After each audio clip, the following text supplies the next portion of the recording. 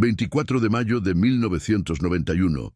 Aeropuerto de Addis Abeba, Etiopía. Imagina un Boeing 747-400, un gigante del aire diseñado para llevar con comodidad a unas 400 o 500 personas. Ahora intenta meter a 1088 personas dentro de ese mismo tubo de metal. Parece físicamente imposible. Viola todas las leyes de seguridad aérea internacional. Viola el sentido común. Viola los cálculos de peso y balance para el despegue.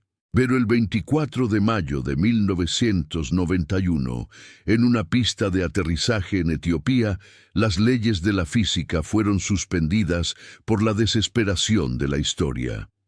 Los rebeldes etíopes estaban a las puertas de la ciudad. El gobierno había colapsado.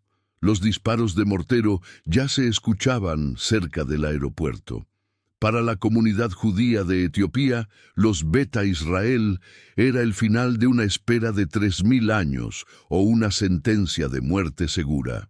El capitán Arieh Oz, un piloto veterano de El Al, miró hacia atrás desde su cabina. No vio filas ordenadas de pasajeros, vio a miles de personas descalzas, muchas de las cuales nunca habían visto un avión ni una bombilla eléctrica, apiladas unas sobre otras, llenando cada centímetro del suelo, los baños y las galeras.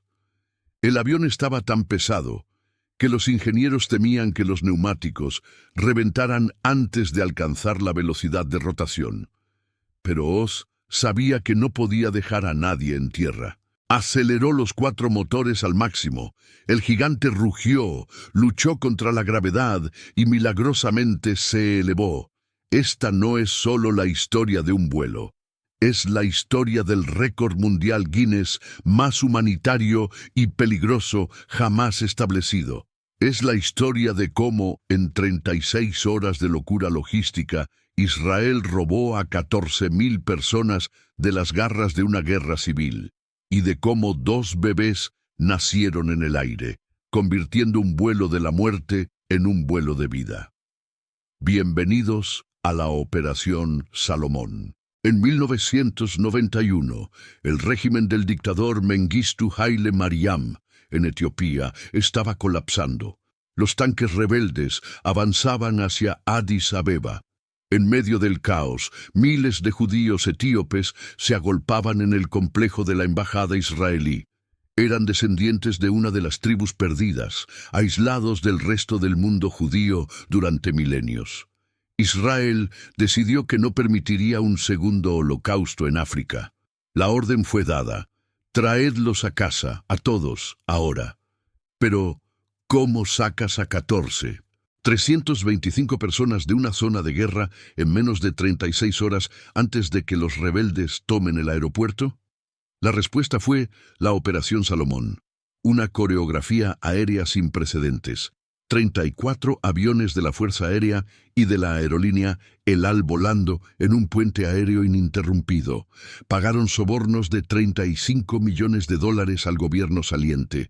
Desplegaron a la unidad de élite Shaldag para asegurar el perímetro de la pista. Y lo más increíble, arrancaron todos los asientos de los aviones para convertir los jumbos en autobuses voladores. El récord absoluto lo marcó un solo 747, que despegó con oficialmente 1.088 pasajeros, aunque muchos dicen que eran 1.122, porque los niños iban escondidos en las túnicas de sus madres. En este episodio de La Sombra de la Historia, entramos en la cabina de ese avión. Sentiremos la tensión de los pilotos calculando el combustible mínimo, el miedo de los refugiados y la euforia del aterrizaje en Tel Aviv. Esta es la prueba de que, a veces, un avión no es solo una máquina, sino el arca de Noé. Si te conmueven las historias de rescates imposibles y milagros logísticos, suscríbete ahora. Activa la campanita. Dale a me gusta si crees que salvar una vida es salvar el mundo entero. Despeguemos hacia la historia.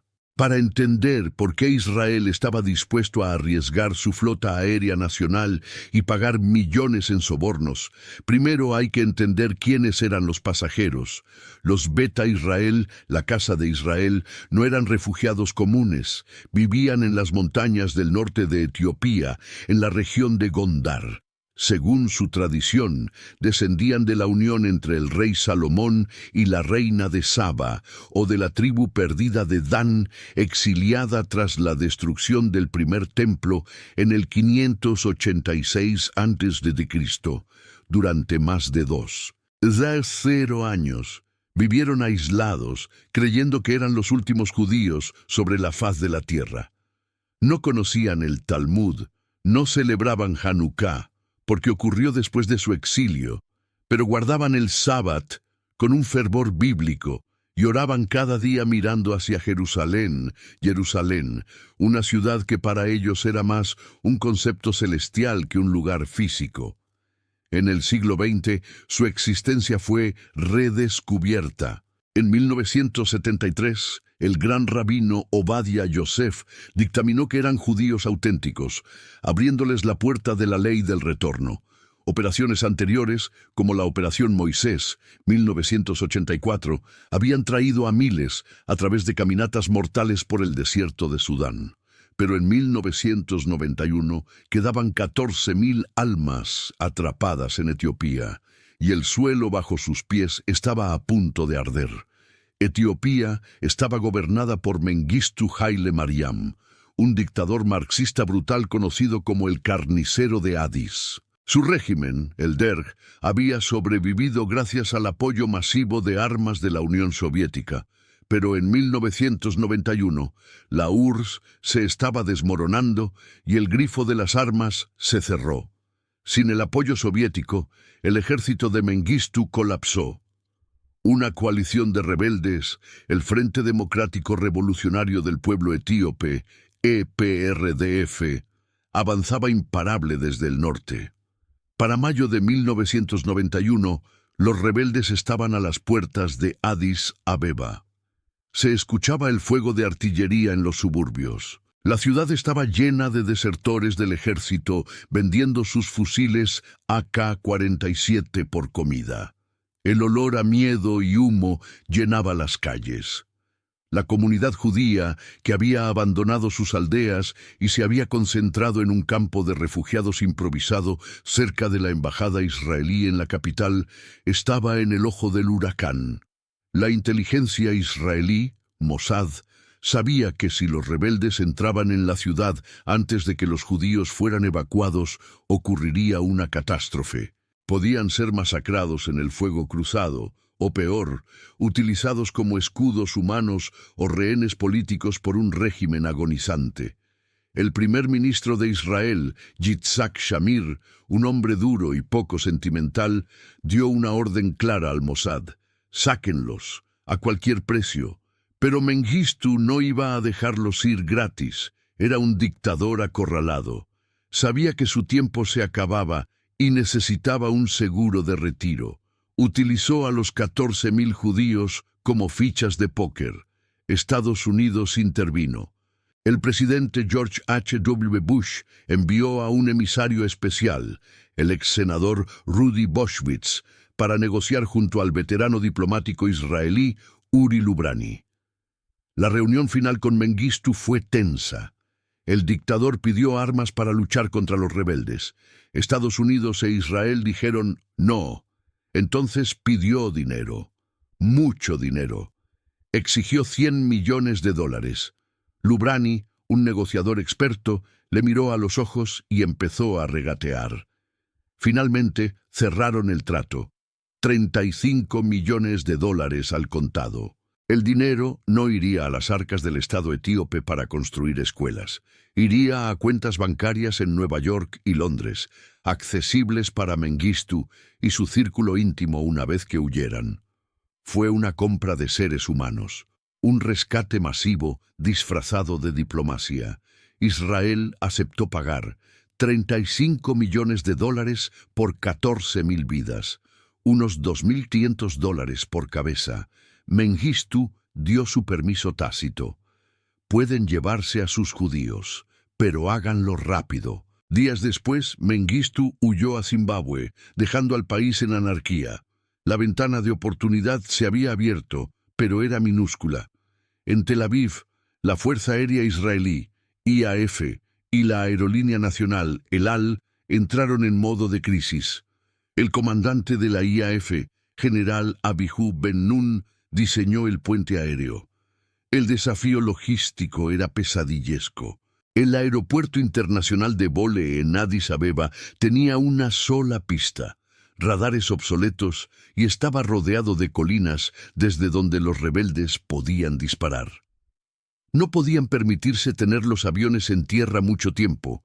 Tenían que aterrizar, cargar y despegar en ciclos de 30 minutos. Se movilizaron 34 aviones, C-130 Hércules militares para la carga y seguridad, Boeing 707 de la Fuerza Aérea, originalmente aviones de pasajeros convertidos y tanqueros, y la flota pesada de El Al Boeing 747 y 767. Pero había un problema físico. No había suficientes aviones para llevar a 14.000 personas en configuración normal. La solución fue radical: arrancar los interiores. En los hangares del aeropuerto Ben Gurión, los mecánicos de El Al trabajaron frenéticamente durante la noche del 23 de mayo. Desatornillaron los asientos, quitaron las cocinas, galleys, quitaron los divisores de clase. Dejaron los aviones como tubos vacíos. El plan era sentar a los refugiados en el suelo, con las piernas abiertas, y el siguiente pasajero sentado entre las piernas del anterior, como sardinas en lata. Los ingenieros de Boeing advirtieron: el suelo de la cabina no está diseñado para soportar ese tipo de densidad de carga viva. Podría colapsar sobre la bodega. También estaba el problema del oxígeno.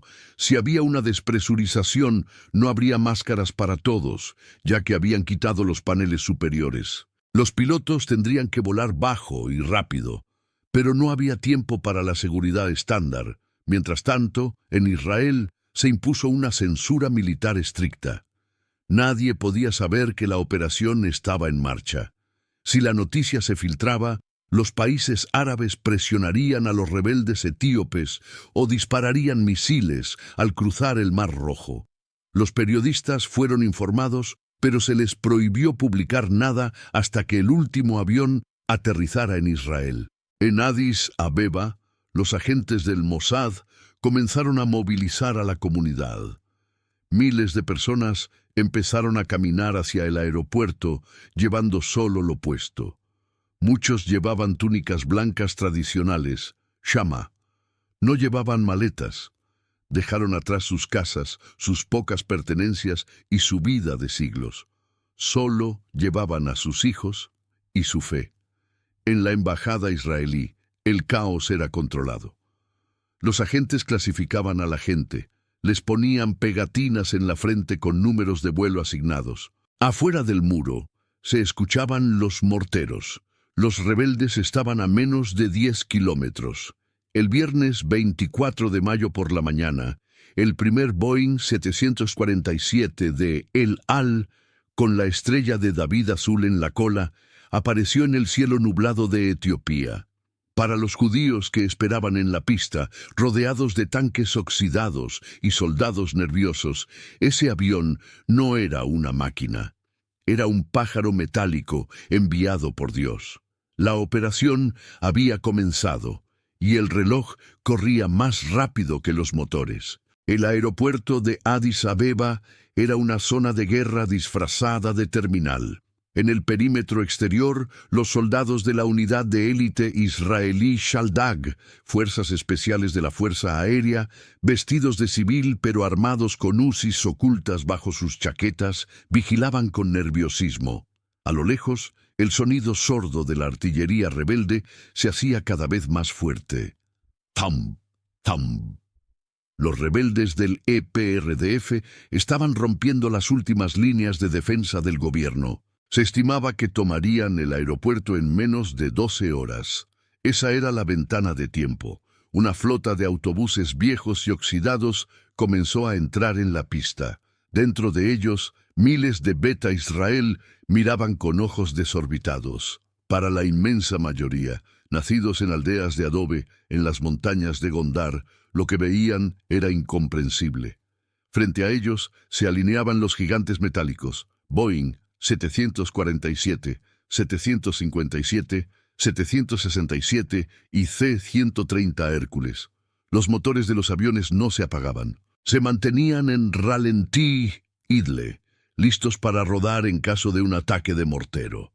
El ruido era ensordecedor, un rugido constante mezclado con el olor a queroseno quemado, jet A1 y polvo africano. El proceso de embarque no tenía nada que ver con un viaje comercial. No había tarjetas de embarque, ni detectores de metales, ni duty free.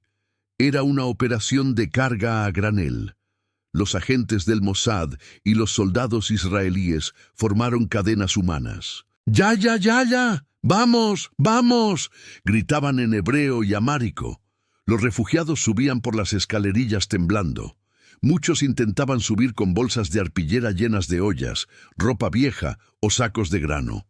Era todo lo que tenían en el mundo, pero la orden era estricta. Nada de equipaje. Cada kilo de equipaje era un kilo menos de ser humano que podían salvar. Los soldados, con lágrimas en los ojos pero firmes, les quitaban las bolsas y las tiraban a la pista. El asfalto pronto se cubrió de una alfombra de pertenencias abandonadas, fotos familiares, Biblias escritas en ge'ez, utensilios de cocina. Una vida entera dejada atrás en un segundo para salvar la vida misma. A los niños se les pegaba una pegatina con un número en la frente. Era la única forma de contarlos en el caos. Muchas madres, aterrorizadas de ser separadas de sus hijos en la multitud, los escondían bajo sus amplias túnicas blancas. Esto haría que el conteo final fuera casi imposible de verificar hasta llegar a Israel. Entre la flota de aviones había uno especial, un Boeing 747-200 de carga de la aerolínea El Al, matrícula 4XAXD. El capitán Arie Oz estaba al mando. Oz no era un piloto cualquiera, era un sobreviviente del Holocausto nacido en Holanda que había luchado en todas las guerras de Israel. Sabía lo que estaba en juego. Su avión había sido vaciado por completo. Normalmente, un 747 lleva unos 400 pasajeros sentados, pero Oz vio cómo la columna de gente no dejaba de entrar. Llenaron la cubierta principal, luego la cubierta superior. La gente se sentaba en el suelo, apretujada. Más atrás, compacten!», ordenaban los jefes de carga. Los refugiados, dóciles y asustados, obedecían. Se sentaban con las rodillas pegadas al pecho. El siguiente pasajero se sentaba entre las piernas del anterior. Era un rompecabezas humano. Cuando llegaron a 500 pasajeros, el avión estaba lleno, según los estándares occidentales. Pero siguieron entrando. 600, 700, 800. El aire dentro de la cabina se volvió pesado, caliente y húmedo.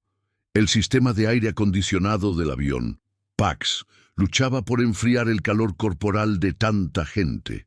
Arie Oz llamó al jefe de estación. «¿Cuántos tenemos?» «Hemos perdido la cuenta, capitán. Más de 1000». Oz hizo un cálculo mental rápido de peso y balance. Weight and balance. Un 747 tiene un peso máximo de despegue. MTA boom. Si lo superas, el avión no vuela. Se convierte en un coche de carreras de 300 toneladas que se estrella al final de la pista. Afortunadamente, los pasajeros eran extremadamente ligeros.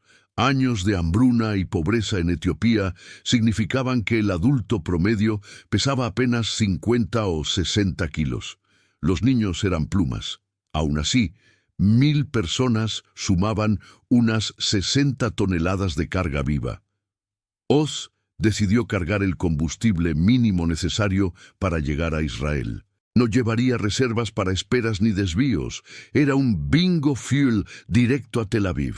Finalmente, las puertas se cerraron. Oficialmente, el libro Guinness de los Récords registraría más tarde la cifra de 1.888 pasajeros, pero fuentes del Mossad y la tripulación insisten en que la cifra real, contando a los bebés ocultos bajo las túnicas, era de 1.122 almas, más la tripulación. Nunca en la historia de la aviación, ni antes ni después, un solo fuselaje ha levantado a tantos seres humanos del suelo. Dentro de la cabina, el silencio era sepulcral. 1.100 personas y nadie hablaba. Estaban paralizados por el miedo a la máquina desconocida y por el trauma de la huida.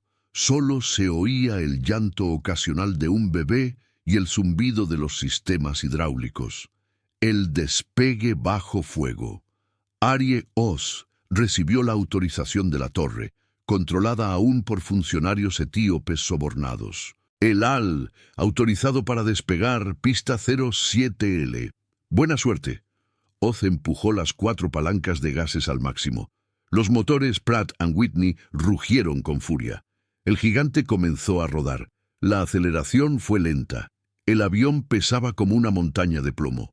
Oz miraba el velocímetro, 80 nudos, 100 nudos. La pista se acababa. Al final de la pista, la valla perimetral, y más allá, las colinas donde los rebeldes podían tener ametralladoras antiaéreas Cu-23. 140 nudos. V1, velocidad de decisión. Rotate. Oz tiró de la columna de mando. El morro del 747 se levantó con pereza. Durante unos segundos agonizantes, el avión pareció dudar. El efecto suelo lo mantuvo flotando a pocos metros del asfalto. Los neumáticos del tren principal dejaron el suelo en el último centímetro de hormigón. El avión se elevó pesadamente, gimiendo bajo el estrés estructural. No subieron rápido. Oz tuvo que mantener un ángulo de ascenso suave para no entrar en pérdida. Stall. Volaran bajó sobre los suburbios de Addis Abeba. Desde las ventanillas, algunos refugiados vieron fogonazos en el suelo. Eran combates, pero estaban subiendo. 1.000 pies, 5.000 pies. El aire se enfrió. Arie Oz niveló el avión y puso rumbo norte, hacia el Mar Rojo. Habían escapado de la gravedad y de la guerra, pero el vuelo apenas comenzaba. Estaban volando en un avión sobrecargado, sobre territorio hostil. Sudán y Egipto, naciones enemigas de Israel, estaban en la ruta, con 100 personas sin cinturones de seguridad, sin comida y con solo 4 baños funcionales.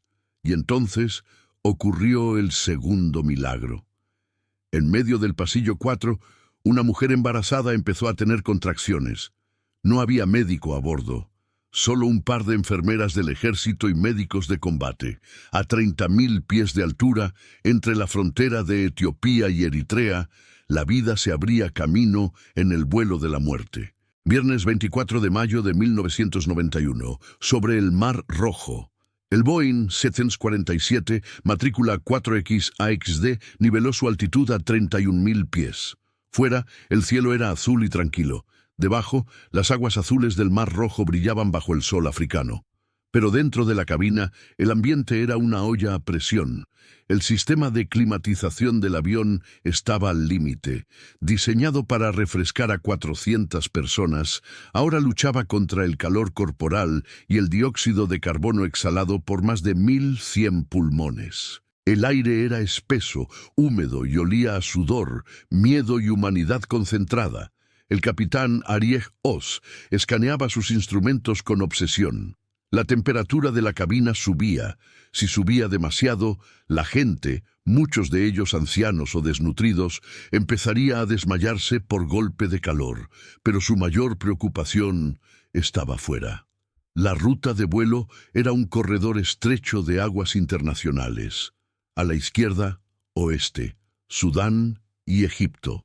Sudán era un estado enemigo declarado de Israel, aliado de grupos radicales.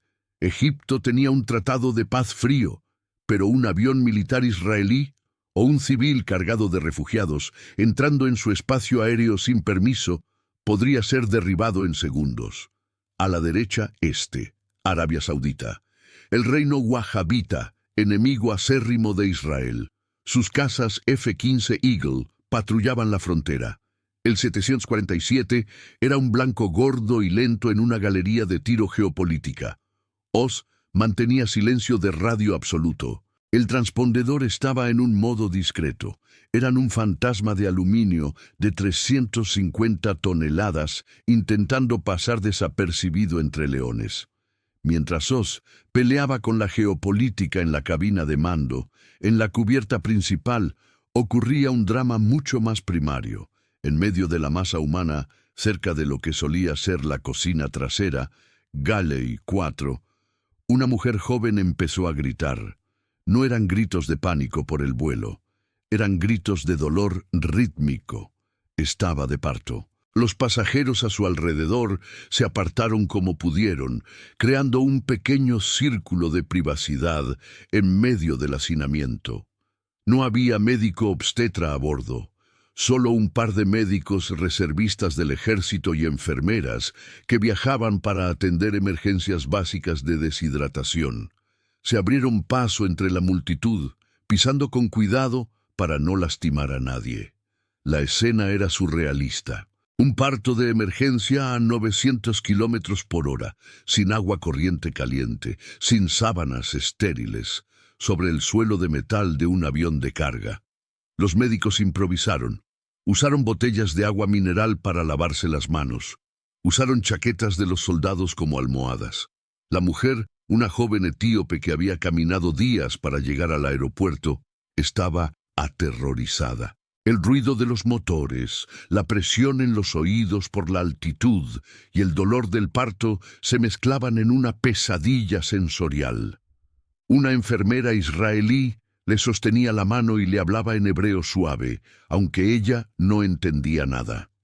El lenguaje del consuelo es universal.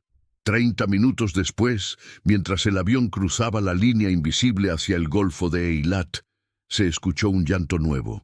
Un llanto fuerte, pulmonar, desafiante. Era una niña. Los médicos cortaron el cordón umbilical con tijeras del botiquín de primeros auxilios. La envolvieron en una manta térmica dorada. Cuando levantaron al bebé, una ola de emoción recorrió el avión. La noticia corrió de boca en boca, en susurros de amárico. Ha nacido. Ha nacido. En la cabina, el ingeniero de vuelo pasó la nota al capitán Oz. Mazel Tov, capitán. Tenemos un pasajero más de los que despegaron. Ahora son 1123. Oz sonrió por primera vez en 4 horas. Esa niña no tendría nacionalidad etíope. No nacería bajo una dictadura. Técnicamente, había nacido en el cielo. Pero para todos a bordo, había nacido en Israel. A medida que se acercaban al espacio aéreo israelí, 2 puntos plateados aparecieron en el horizonte. Los radares del 747 pitaron. Eran cazas F-15 BAS de la Fuerza Aérea Israelí. No venían a interceptarlos, venían a darles la bienvenida. Los cazas se colocaron a ambos lados del jumbo, escoltándolos como ángeles guardianes de titanio. El capitán Oz tomó el micrófono. Habló en hebreo y un traductor etíope repitió el mensaje por los altavoces. «Atención a todos. Bienvenidos a casa. Estamos comenzando nuestro descenso hacia Jerusalén». La palabra Jerusalén, tuvo un efecto eléctrico.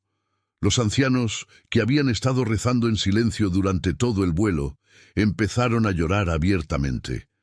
Algunos intentaron ponerse de pie para mirar por las ventanillas, desestabilizando ligeramente el avión. Los soldados tuvieron que pedir calma suavemente. «Siéntense, ya casi llegamos». El descenso fue turbulento. Las térmicas del desierto del Negev sacudían el avión sobrecargado. Los ingenieros de Boeing temían el momento del contacto. El tren de aterrizaje tendría que soportar un peso de aterrizaje muy superior al recomendado. Si un neumático reventaba a 250 km/h con tanta gente a bordo, la tragedia sería inimaginable. El aeropuerto Ben Gurión, había sido cerrado al tráfico comercial. Era Shabbat por la tarde, pero la ley judía permite romper el Shabbat para salvar vidas. Pikuach Nefesh. Cientos de ambulancias, autobuses y camiones del ejército esperaban en la pista. Arieh Oz alineó el gigante con la pista 26. Redujo la potencia. Extendió los flaps. El suelo de Israel se acercaba. ¡Bum! Las ruedas tocaron el asfalto. Humo azul salió de los neumáticos. El avión vibró, pero resistió. Oz aplicó los inversores de empuje. El rugido de los motores cambió de tono, frenando la inercia de 1100 vidas. Cuando el avión finalmente se detuvo y los motores se apagaron, hubo un segundo de silencio absoluto, y luego el sonido más hermoso del mundo. Aplausos. No eran los aplausos cínicos de los turistas cuando aterriza un vuelo de Ryanair. Eran aplausos de resurrección. Comenzaron a cantar canciones tradicionales en amárico y salmos en hebreo antiguo. Se abrieron las puertas. El aire fresco del Mediterráneo entró en la cabina viciada. El primer ministro Yitzhak Shamir y otros dignatarios estaban al pie de la escalerilla. Lo que vieron bajar del avión los dejó sin habla. No bajaban en fila de a uno. Bajaban como un río, cientos y cientos de personas vestidas con túnicas blancas, muchas descalzas. El primero en bajar fue un anciano rabino, Kes. Se arrodilló en el asfalto y besó el suelo de la pista. Detrás de él, mujeres con bebés, hombres jóvenes, niños con los ojos muy abiertos. Los periodistas internacionales que habían sido llevados al aeropuerto en secreto no podían creer lo que veían sus cámaras. Contaban y contaban, y la gente seguía saliendo. Parecía un truco de magia. ¿Cómo cabía tanta gente en un solo avión? Tardaron horas en vaciar el jumbo. Las ambulancias se llevaban a los deshidratados y a la madre con la recién nacida. Los autobuses se llenaban y salían hacia los centros de absorción. Mientras tanto, en el cielo, otro avión estaba en aproximación. Y otro, y otro. La operación Salomón no se detenía. El puente aéreo estaba en su punto máximo, pero el vuelo del 4X-AXD ya había pasado a la historia. Habían despegado del infierno, habían dado a luz en el cielo y habían aterrizado en el sueño de sus antepasados. Sábado 25 de mayo de 1991. A las pocas horas de que el vuelo récord del capitán Arieh Oz aterrizara, el último C-130 Hércules de la Fuerza Aérea Israelí despegó de Addis Abeba. Detrás quedaba un aeropuerto fantasma. En menos de 36 horas, Israel había evacuado a 14.325 personas. Cuando los rebeldes del EPRDF finalmente tomaron el aeropuerto el domingo por la mañana, encontraron la pista llena de basura, zapatos perdidos y sacos de grano, pero ni un solo judío. La operación había sido un éxito militar y logístico perfecto, pero en Israel la verdadera Operación Salomón acababa de empezar. Y esta no duraría 36 horas, sino décadas. Los 14.000 recién llegados fueron llevados a centros de absorción, Merkasei Klita, hoteles baratos reconvertidos, bases militares y parques de caravanas. El estado de euforia inicial, con los bailes y los besos al suelo, se disipó rápidamente para dar paso a una realidad desorientadora. Para los Beta Israel, el vuelo no había sido solo un viaje geográfico, había sido un viaje en el tiempo. Habían subido al avión viviendo esencialmente en la era bíblica o medieval, y habían bajado en una nación industrializada de finales del siglo XX. El trauma cultural fue inmediato y profundo. Muchos de los ancianos nunca habían visto un inodoro con cisterna. No entendían cómo funcionaba la fontanería moderna. No habían visto escaleras mecánicas. No sabían usar una cocina de gas o eléctrica. En sus aldeas cocinaban con fuego de leña. Los trabajadores sociales israelíes tuvieron que enseñarles cosas que Occidente da por sentadas. Cómo cruzar una calle con semáforos, cómo usar un teléfono, Cómo comprar en un supermercado con códigos de barras, pero el choque más doloroso no fue tecnológico, sino espiritual. Los Beta Israel habían soñado durante 2000 años con Jerusalén. En sus oraciones era una ciudad de oro, sagrada, pura, donde el templo aún existía y los sacerdotes levitas oficiaban. Lo que encontraron fue Tel Aviv, una ciudad laica, ruidosa, con playas mixtas, coches, contaminación y una sociedad israelí que, aunque acogedora en teoría, era brusca y a veces racista en la práctica. Descubrieron que el rabinato de Israel, la autoridad religiosa, dudaba de su judeidad. Les exigieron pasar por un proceso de conversión simbólica, Giyur Lechumra, para ser reconocidos plenamente como judíos ante la ley religiosa, lo cual fue visto por muchos ancianos etíopes que habían mantenido su fe arriesgando sus vidas en África como un insulto imperdonable. Nosotros guardamos el Sabbat cuando ustedes lo olvidaron en Europa, decían los Kesim, sacerdotes etíopes, con amargura. Los años 90 y 2000 fueron duros. La comunidad etíope fue alojada en guetos periféricos. El desempleo era alto. Los padres, que en Etiopía eran agricultores o artesanos respetados, en Israel no tenían habilidades útiles para una economía de alta tecnología. Pasaron de ser patriarcas a ser dependientes de la seguridad social o limpiadores. La autoridad paterna se colapsó. Los hijos aprendieron hebreo rápido, se asimilaron a la cultura de la calle y empezaron a mirar a sus padres como reliquias del pasado. Hubo escándalos que dejaron cicatrices. En 1996 se reveló el escándalo de la sangre. El Magen David Adom, equivalente a la Cruz Roja, había estado tirando a la basura en secreto las donaciones de sangre de los etíopes por miedo al VIH, sin decírselo.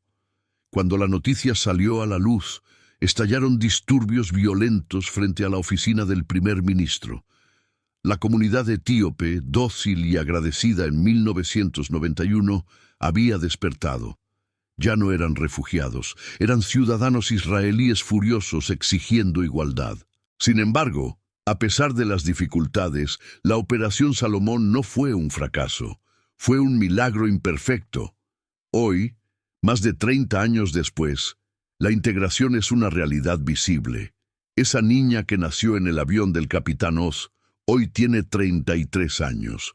Probablemente sirvió en el ejército, estudió en la universidad y tiene su propia familia. Los hijos de la Operación Salomón están en todas partes. Hay oficiales etíopes en unidades de élite como los paracaidistas y Golani. Hay miembros del Parlamento, Knesset.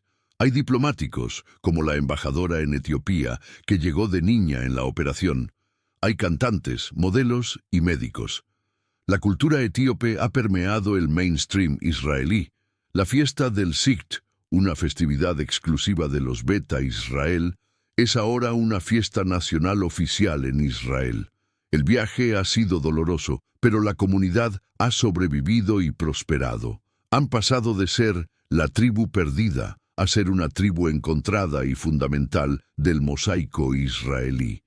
Si visitas hoy el Museo de la Fuerza Aérea de Israel, en Hatzerim, verás filas de aviones de combate letales. Pero la verdadera joya de la historia de la aviación israelí no es un caza que derribó MiGs, es el recuerdo de esos jumbos civiles desarmados. La Operación Salomón redefinió lo que significa el sionismo para Israel. No se trataba de conquistar tierra, sino de salvar gente. Demostró que un país pequeño, rodeado de enemigos y con recursos limitados, podía proyectar su poder a 500 kilómetros de distancia, no para matar, sino para rescatar a los suyos, sin importar el color de su piel.